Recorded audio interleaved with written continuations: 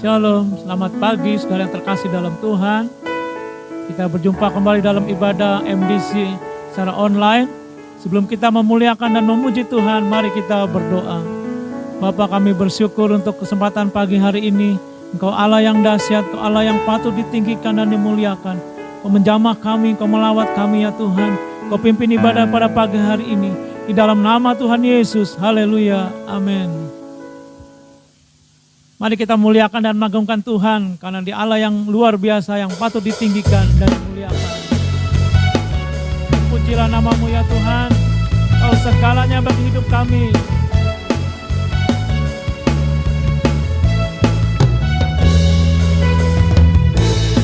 Tak terlukiskan perbuatan-Mu,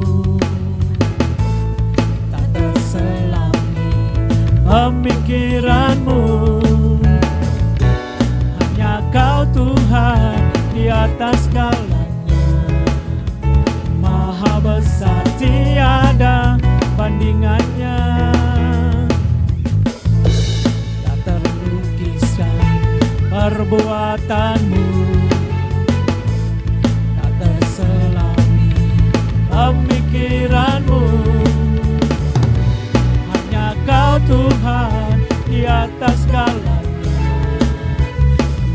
besar tiada bandingannya. Yesus perkasa, perkasa yang telah membuktikan kasih-Nya sungguh hebat, tiada bandingannya.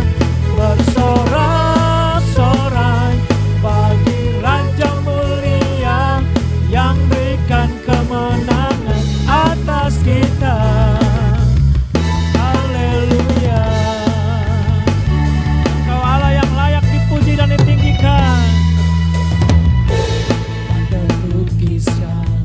Perbuatan-Mu, tak terselami pemikiran-Mu.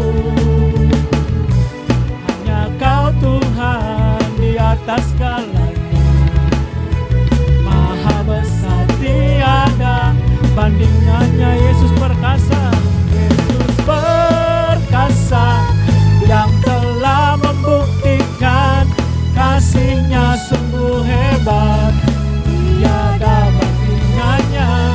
Bersorak-sorai bagi Raja mulia yang berikan kemenangan atas kita. Sekali lagi, Yesus perkasa, Yesus perkasa yang telah membuktikan kasih-Nya sungguh hebat, tiada bandingannya. Bersorak-sorai bagi Raja mulia yang berikan kemenangan atas kita, yang berikan kemenangan, yang berikan kemenangan atas kita, yang berikan kemenangan atas kita. Haleluya. Engkau segalanya ya Tuhan, terpujilah nama-Mu.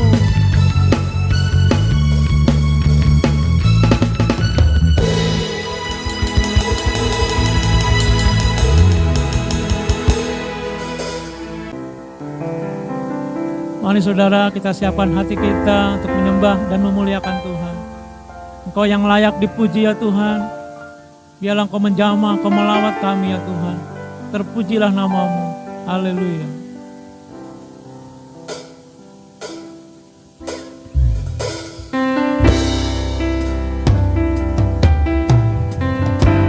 Kami sembah Engkau Tuhan. Kami muliakan Engkau. Kami agungkan Engkau ya Tuhan.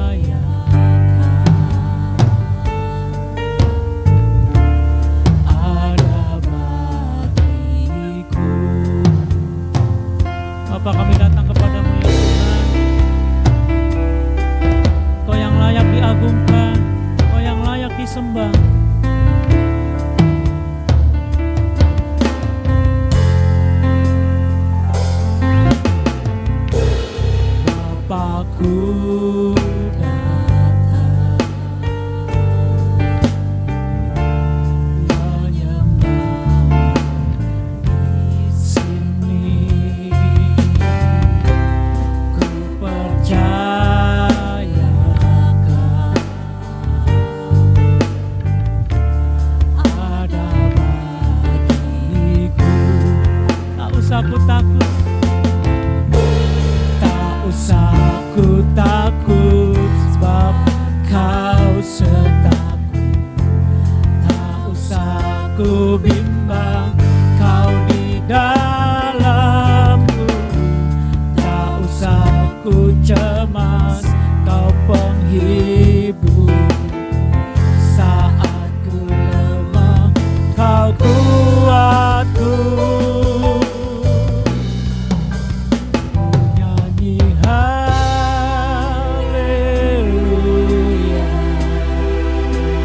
ku nyanyi haleluya. Sungguh kau hebat, ajaib perkasa, membuat hati. Ku nyanyi haleluya,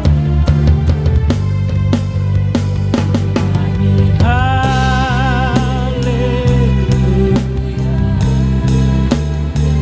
nyanyi haleluya. Sungguh kau hebat, ajaib perkasa,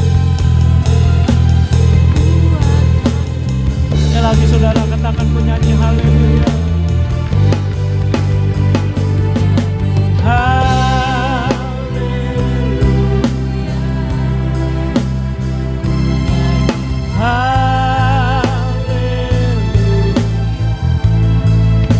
Sungguh kau hebat, ajaib perkasa, membuat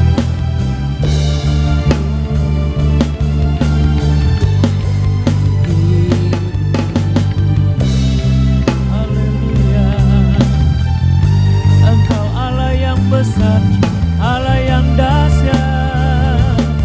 Terpujilah namamu Tuhan, segala hormat sembah hanya bagimu, segala pengagungan hanya bagimu Tuhan. Haleluya, terpujilah namamu. Engkau layak diagungkan, engkau layak disembah. Haleluya, terpujilah namamu ya Tuhan. Kami akan mendengarkan firman-Mu. Biarlah engkau lawat kami, kau jamah kami ya Tuhan. Urapi hamba-Mu yang akan bahkan firman-Mu. Kau tuntun, kau sertai. Di dalam nama Tuhan Yesus, di dalam nama Yesus kami sambut firman-Mu. Haleluya, amin. Selamat pagi Bapak Ibu Saudara semua. Hari ini kita melaksanakan ibadah melalui Zoom. Walaupun kita melihat di luar sana kegiatan masih tetap sama seperti biasanya. Seakan-akan memang tidak ada pelaksanaan 2 hari saja di rumah. Namun kita sebagai gereja, sebagai umat Tuhan, kita harus taat kepada pemimpin atau otoritas di atas kita. Dalam hal ini pemerintah yang menetapkan bahwa kita harus melaksanakan di rumah saja selama 2 hari. Maka oleh karena itu kita hari ini melaksanakan ibadah melalui Zoom di rumah saja. Nah, Bapak Ibu, ini tentunya kali pertama kita melaksanakan ibadah melalui Zoom. Saya berharap semakin ke depan, semakin baik keadaan, apalagi nanti kalau sudah vaksin dilaksanakan, maka semuanya saya harap yang sehat bisa tetap beribadah bersama-sama di dalam ibadah onsite, walaupun kita tetap menyiarkan atau menggunakan ibadah online bagi orang-orang yang sakit, yang tidak bisa hadir. Nah, tema kita hari ini adalah tentang hidup oleh iman. Saya tetap mengambil di dalam Yeremia pasal 29, ayat 11 sampai dengan ayat 13. Demikian firman Tuhan. Sebab aku ini mengetahui rancangan-rancangan apa yang ada padaku mengenai kamu. Demikianlah firman Tuhan. Yaitu rancangan damai sejahtera dan bukan rancangan kecelakaan untuk memberikan kepadamu hari depan yang penuh harapan. Dan apabila kamu berseru dan datang untuk berdoa kepadaku, maka aku akan mendengarkan kamu. Apabila kamu mencari aku, kamu akan menemukan aku. Apabila kamu menanyakan aku dengan segenap hati. Saudara, apa yang kita baca di dalam surat Yeremia kepada umat Israel sebagai orang buangan di Babel mengajarkan kita bahwa bagaimana umat Tuhan dapat bertahan di tengah kesulitan adalah dengan cara hidup oleh iman. Iman merupakan hal yang sangat penting sekali. Bukan saja di masa sukar, tetapi di seluruh kehidupan kita, saudara. Orang-orang Yahudi atau bangsa Israel di pembuangan, mereka harus mengarahkan hati mereka kepada Tuhan agar iman mereka bisa bertumbuh. Iman mereka disebabkan oleh keyakinan kepada Allah yang menjanjikan pengharapan. Dan saudara harus mengetahui bahwa pengharapan ini begitu kokoh karena yang menyatakan janji tersebut adalah Allah yang perkasa. Dia adalah pencipta alam semesta yang telah membuktikan perbuatannya yang ajaib melalui sejarah para bapak-bapak Israel dan kepada bangsa Israel itu sendiri. Hingga tidak ada alasan sebenarnya bagi orang Israel untuk meragukan tentang Allah yang mereka sembah dan janji yang diucapkannya. Mengapa? Karena mereka telah melihat dan membuktikan sendiri perbuatan ajaib dari Tuhan. Saudara, kali lagi saya mau sampaikan kepada kita semua bahwa iman menjadi sangat penting sekali dalam kehidupan seluruh seseorang ketika ia menerima Yesus Kristus sebagai Tuhan. Sebab tanpa iman kita tidak akan berkenan kepada Allah. Galatia 2 ayat 21, kita harus bertindak dengan iman. Itu akan menarik kita kepada kuasa, belas kasihan, kebaikan, dan hikmat daripada Allah. Karena iman itu memuliakan Allah, saudara. Karena iman memperlihatkan siapa Tuhan sesungguhnya. Bahwa Tuhan dapat diandalkan. Bahwa Tuhan itu kuat, murah hati, dan ia adalah Allah yang bijaksana. Baliknya, ketika kita tidak percaya, itu membuktikan bahwa kita tidak mengandalkan Tuhan.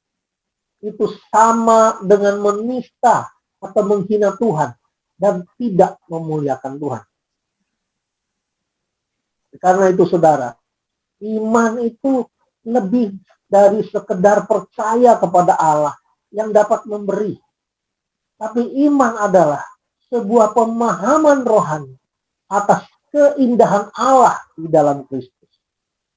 Iman itu melihat sekaligus menikmati.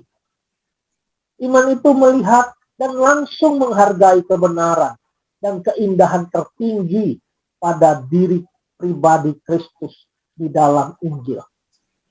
Saya akan bacakan di dalam Yohanes 6 ayat 35 yang berkata, kata Yesus kepada mereka, akulah roti hidup. Barang siapa datang kepadaku, ia tidak akan lapar lagi.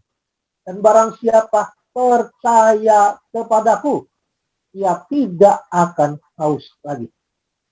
Perhatikanlah saudara kata datang agar kelaparan dipuaskan.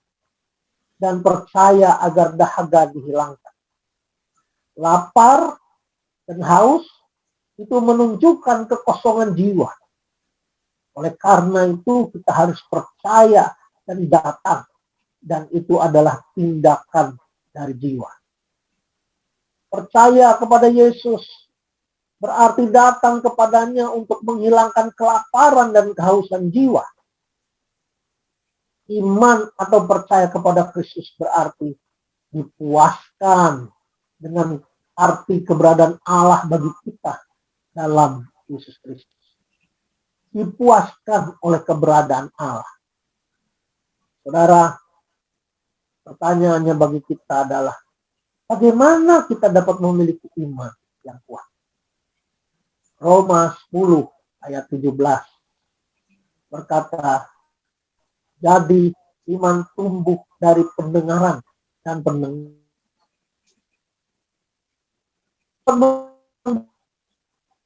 tumbuh melalui pendengaran dan pendengaran terhadap firman Tuhan. Ada banyak pendapat tentang hal ini. Ada orang yang berkata kita harus membaca dengan bersuara. Oke lah. Tetapi saudara, pada masa perjanjian lama sampai dengan zaman Tuhan Yesus dan zaman para rasul, maka firman Tuhan dibacakan di dalam ibadah-ibadah. Mereka harus mendengarkan pembacaan firman Tuhan dan imam memberikan penerangan-penerangan apa yang harus dilakukan seperti yang diperintahkan oleh firman Tuhan. Jadi sebenarnya saudara, firman atau ayat ini berbicara tentang bagaimana kita hadir di dalam ibadah dan mendengarkan firman Tuhan dibacakan dan dijelaskan. Pendengaran dan firman Tuhan adalah dua faktor yang penting di sini. Dengar dari mana, saudara? Dengar dari khotbah dalam ibadah. Ketika saudara datang dalam ibadah, saudara mendengar firman Tuhan, saudara memahami kebenaran firman Tuhan itu, maka iman bertumbuh. Tentu saja sekarang khotbah itu ada turunannya, saudara. Buku rohani, radio, televisi, internet, dan masih banyak macam lain. Karena melalui khotbah, gereja mewujudkan dan memelihara suatu umat yang mengenal, menikmati, dan menunjukkan kemuliaan dan nilai Allah. Jadi khotbah itu, saudara, bertujuan untuk membangkitkan dan memelihara serta menguatkan iman kita. Oleh karena itu, datang ke ibadah atau beribadah serta mendengarkan khotbah itu merupakan sesuatu yang penting, sangat-sangat penting. Karena akan membangkitkan dan memelihara serta menguatkan iman kita. Saudara, saya ajak saudara membaca di dalam Galatia 3 ayat 5. Galatia 3 ayat 5 berkata, jadi bagaimana sekarang? Apakah ia yang menganugerahkan roh kepada kamu dengan berlimpah-limpah dan yang melakukan mujizat di antara kamu berbuat demikian karena kamu melakukan hukum Taurat atau karena kamu percaya kepada pemberitaan Injil? Saudara, janji Allah ini menjamin saya bahwa oleh iman Roh Kudus bekerja. Saudara mendengarkan khotbah, saudara percaya, dan mujizat terjadi. Orang pengkhotbah, betul, dia memakai bahasa manusia, memakai logika, menjelaskan sejarah, teologia, dan jalan-jalan ketaatan. Tetapi saudara, tujuannya itu bersifat supernatural. Untuk menolong orang-orang melihat dengan mata hati, menikmati dengan lidah rohaninya. Kalau kita berkata, kecaplah betapa baiknya Allah itu. Dan menunjukkan tindakan yang dibentuk oleh Roh Kudus mengenai keindahan dan nilai Allah. Itulah iman, saudara. Iman melihat langsung dan mempercayai keindahan dan nilai Allah. Siapa Allah itu? Itulah yang membangkitkan iman. Mengenal pribadi Allah. Itulah yang membangkitkan iman. Jadi, tanpa mengenal Allah, tidak akan pernah menumbuhkan iman, saudara. Benar. Karena kita di dalam dunia ini sering mendengarkan janji. Tapi kalau bukan janji itu berasal dari pribadi Allah yang menakjubkan, Maka janji itu bukanlah suatu pengharapan yang pasti dan tidak pernah menimbulkan iman. Namun, ketika kita membaca firman Tuhan, yang di dalamnya ada pengharapan, yang di dalamnya bisa membangkitkan iman, dan kita melihat bahwa yang mengucapkan itu, yang menjanjikan itu adalah Allah yang begitu indah, begitu mulia, begitu bernilai maha tinggi, itu akan membangkitkan iman kita, mempercayai apa yang dijanjikan, yang diharapkan itu. Saudaraku yang dikasihi Tuhan, firman Tuhan hanyalah, firman Tuhan hanya satu. Firman Tuhan tidak ada yang lain. Tidak satu pun yang dapat membangkitkan iman selain dari firman Tuhan. Dan hanya satu itu. Bukan ada hal yang lain yang dapat membangkitkan iman. Saudara tidak akan bisa mendapatkan iman ketika membaca koran, menonton drakor, melihat medsos. Mungkin saudara dipuaskan ya jiwanya, tapi rohnya tidak, imannya tidak dibangkitkan. Kecuali di dalamnya ada firman Tuhan, itu saja akan membangkitkan iman. Sekali lagi saudara, bahwa iman tumbuh dari pendengaran akan firman Tuhan. Ada yang berkata, kalau saya melihat gunung, lautan, saya jadi kagum kepada Allah. Betul, kita kagum kepada besarnya Allah itu melalui melihat alam yang menciptakan. Saya punya beberapa kali kesempatan untuk menaik kapal di tengah laut, saudara. Kapal penumpang di tengah laut. Kapal yang cukup besar. Berada di tengah laut menjadi sangat kecil sekali. Rasa tidak berdaya. Melihat laut yang begitu luas, yang seakan-akan tidak berakhir, membuat kita kagum kepada Allah. Itu hal yang betul. Tetapi itu tidak menjadikan saudara manusia Tuhan. Tidak menyebabkan saudara memiliki iman. Itulah sebabnya beribadah tidak bisa ditukar dengan naik gunung atau pergi ke lautan. Pun di tempat itu saudara bisa kagum kepada Allah. Tetapi saudara tidak pernah bisa menjadi manusia yang rohani hanya dengan melihat gunung dan lautan. Karena itu saudara harus memberikan waktu setiap hari untuk membaca, mendengarkan firman Tuhan, untuk datang beribadah, untuk merenungkannya, dan baru bisa mempraktekannya. Karena tanpa pengenalan, pemahaman, kita tidak pernah bisa membangkitkan iman kita, saudara. Karena itu, marilah kita betul-betul menghargai ibadah, ya, sebuah khotbah, karena itu akan mendatangkan iman. 2 Timotius 3 ayat 16 sampai dengan 17.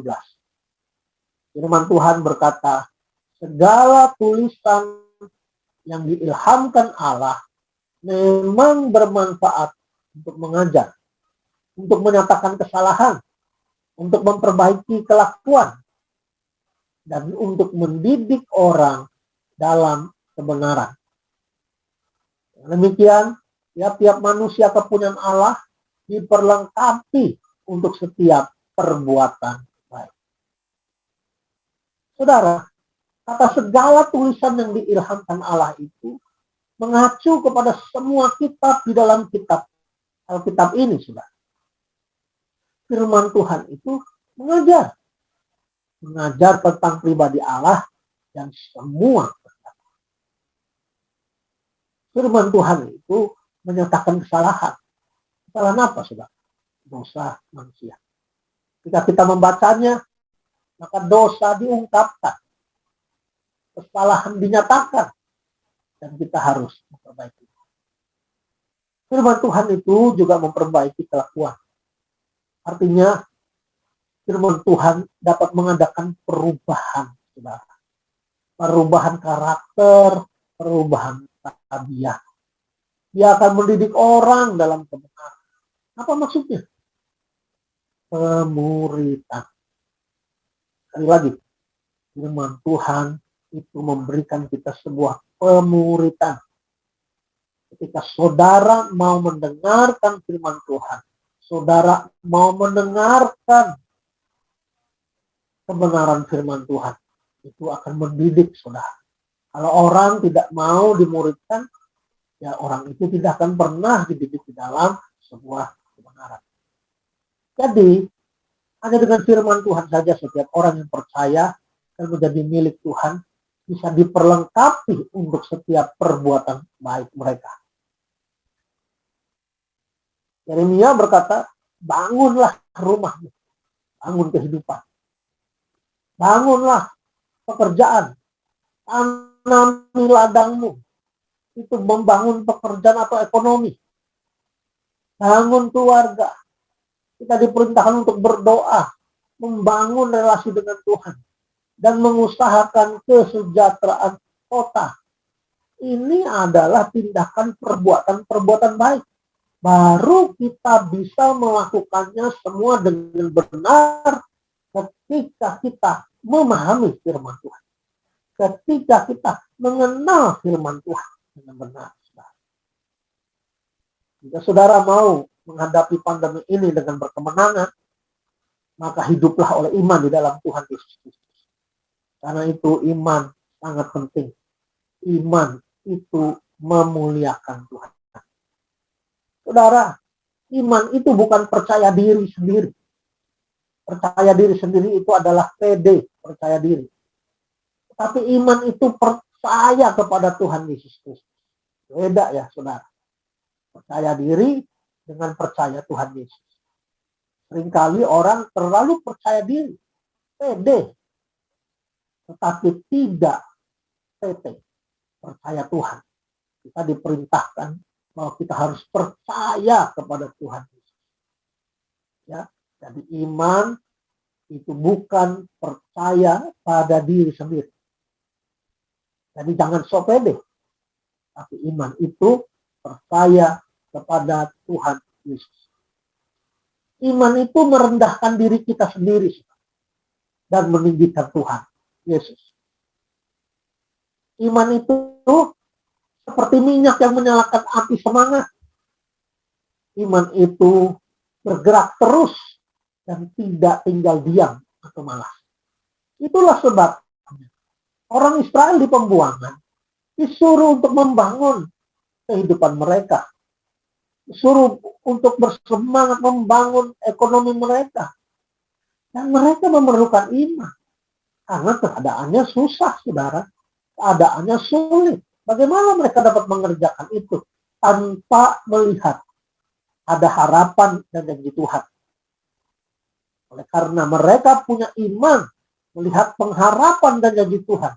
Dan siapa yang menjanjikan itu? Pribadi yang luar biasa. Maka mereka bisa menjadi semangat untuk hidup secara produktif di tengah kesulitan dan kesukaran itu. Demikian juga dengan kita, saudara. Jadi, iman itu hanya bisa dibangun melalui pemahaman akan firman Tuhan yang tidak ada iman. Oleh karena itu, baca firman Tuhan, baca dan dengar pembahasan firman Tuhan, dengarkan khotbah. Jangan biarkan saudara tertidur. Iman tidak muncul kalau saudara tidur. Apalagi ketika saudara mendengarkan khotbah sambil menjawab WA atau bermain medsos. Karena iman itu memuliakan Tuhan. Dan disertai dengan tindakan untuk memuliakan Tuhan. Ketika kita memahami Tuhan dan mengagungkannya dan memuliakannya dan menghormati keindahan dan nilai pribadi Tuhan, maka iman bekerja dan mujizat terjadi. Saya percaya tahun 2021 ini akan ada sebuah pembaharuan. renewal. Yang tadinya tidak bisa bergerak, kita bisa bergerak. Yang dari tadinya menjadi lemah, kita sekarang menjadi kuat. Kalau kita mengisinya dengan membangun relasi dengan Tuhan. Tuhan memberkati dan memberikan damai sejahtera kepada saudara semua. Mari kita berdoa. Terima kasih Tuhan, biarlah firman-Mu boleh hidup dan tinggal dalam kami. Buka mata hati kami supaya kami bisa melihat betapa mulia, betapa agung, betapa bernilainya luar biasa Tuhan itu, sehingga kami dapat melihat janji-Mu yang besar dan menumbuhkan iman kami. Dan kami percaya mujizat Engkau akan terjadi di dalam hidup kami. Dalam nama Tuhan Yesus. Amin. Silakan Pak Sony akan memimpin perjamuan kudus. Saya undang semua untuk bangkit berdiri untuk perjamuan kudus ini. Ya, silakan saudara bangkit berdiri. Saya akan membacakan di dalam 1 Korintus pasal yang ke-11 ayat yang ke-23 dan seterusnya. Demikianlah firman Tuhan. Sebab apa yang telah kuteruskan kepadamu telah aku terima dari Tuhan, yaitu pada waktu bahwa Tuhan Yesus pada malam waktu Ia diserahkan mengambil roti. Roti sudah di tangan kanan kita, kita angkat tinggi di atas kepala kita, saudara. Dan sudah itu Ia mengucap syukur atasnya, Ia memecah-mecahkannya dan berkata, inilah tubuhku yang diserahkan bagi kamu, perbuatlah ini menjadi peringatan akan aku. Kita sudah menerimanya, mari kita makan dengan iman di dalam nama Tuhan Yesus Kristus.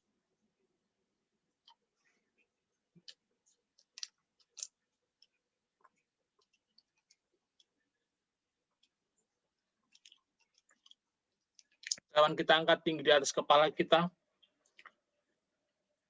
Haleluya. Demikian juga Ia mengambil cawan sesudah makan, lalu berkata, cawan ini adalah perjanjian baru yang dimeteraikan oleh darahku. Perbuatlah ini setiap kali kamu meminumnya menjadi peringatan akan aku. Sebab setiap kali kamu makan roti ini dan minum cawan ini, kamu memberitakan kematian Tuhan sampai Ia datang. Mari kita minum dengan iman anggur ini di dalam nama Tuhan Yesus Kristus.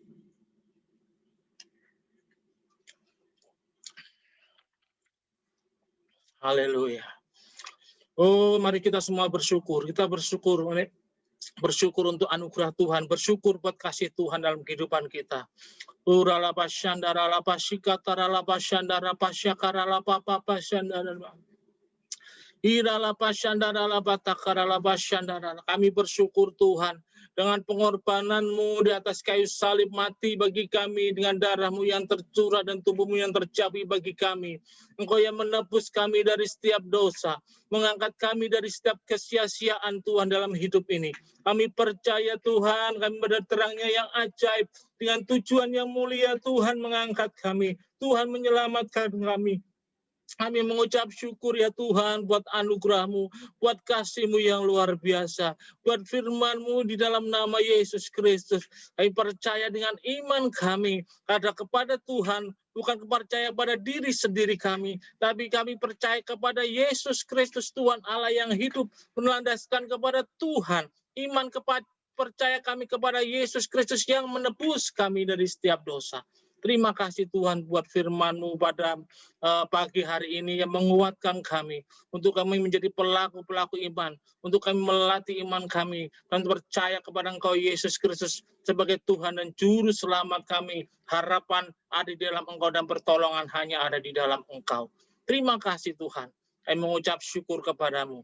Di dalam nama Tuhan Yesus Kristus. Haleluya. Amin. Mari kita akan berdoa akhiri ibadah ini. Bapa di surga, terima kasih kami sudah selesai dan beribadah. Kami bersyukur karena Engkau adalah Allah yang ajaib, Allah yang luar biasa. Kami percaya dengan beriman kepada pribadi-Mu yang luar biasa itu, kepada Engkau ya Tuhan. Engkau yang memberikan kehendak, Engkau yang memberikan janji dan harapan kepada kami, maka iman kami bisa bertumbuh ya Tuhan. Terima kasih. Kami percaya bahwa setiap kami yang sakit Tuhan sembuhkan dalam nama Tuhan Yesus. Amin. Apapun penyakit itu, entah itu penyakit COVID, entah itu penyakit kanker, entah itu penyakit jantung, entah itu penyakit rematik atau tulang, apapun itu di dalam nama Tuhan Yesus Kristus. Tuhan sembuhkan, Tuhan jamah dalam nama Tuhan Yesus. Semua penyakit yang rasanya mustahil, kami percaya bahwa tidak ada yang mustahil bagi Tuhan. Karena kami telah dengar Tuhan, kami telah membacanya, bahwa Engkau tidak ada yang mustahil bagimu Tuhan. Karena itu kami percaya, kami beriman, dan kami mau bertindak dalam nama Tuhan Yesus. Terima kasih Tuhan. Kalau kami ada dalam persoalan, baik itu masalah keluarga, masalah rumah tangga, pergumulan hari-hari tentang keuangan, pergumulan tentang rumah, pergumulan tentang sekolah, pergumulan tentang jodoh, kenapapun itu ya Tuhan. Dan di tengah pandemi ini ya Tuhan, kami berseru, buka jalan Tuhan. Karena tidak ada yang mustahil. Gereja sudah ada 2000 tahun yang lalu telah melewati berbagai pandemi, berbagai kesulitan, berbagai bencana. Tapi gereja tetap ada dan bertumbuh. Kami bersyukur untuk hal itu.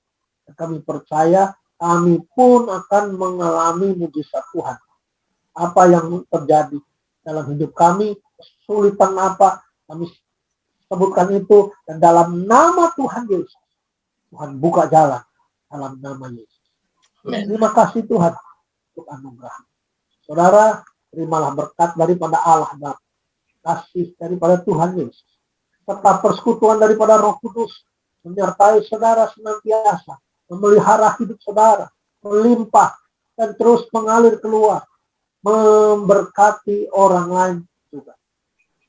Supaya hidup saudara menjadi produktif, menghasilkan perbuatan-perbuatan baik yang memuliakan Tuhan. Di nama Tuhan Yesus, biarlah itu mengalir dalam hidupmu, limpah keluar sampai Tuhan Yesus datang kedua kali. Maranatha, yang percaya berkata, Amin.